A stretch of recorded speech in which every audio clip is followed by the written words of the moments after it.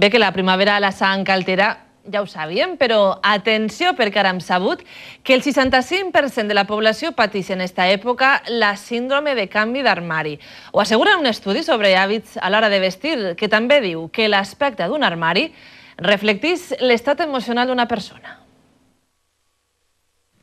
Arriba l'època estival i amb ella la nova temporada. Això suposa per a molts un trastorn que psicòlegs ja han batejat com la síndrome del canvi d'armari.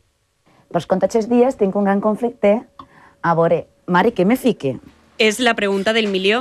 Amb la calor, més de la meitat de la població dubta tots els matins entre la camiseta d'entretemps o la de mànega llarga per si refresca. Un dilema que, segons els experts, s'agreuja amb la nova moda de temporada. 7 de cada 10 dones pensen que han de renovar urgentment el seu vestuari. Pues mira, així ja tinc preparat el lloc perquè me'n vaig tota una setmana de shopping a Nova York. Els psicòlegs també diuen que l'aspecte d'un armari diu molt de la persona.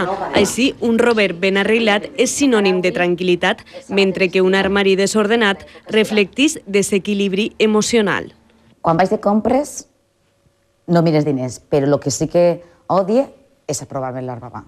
Un problema que en breu desapareixerà gràcies a este revolucionari emprovador virtual.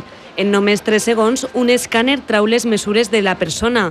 Després se selecciona un dissenyador i es comprova a la mateixa pantalla de l'ordinador com quedarà el model.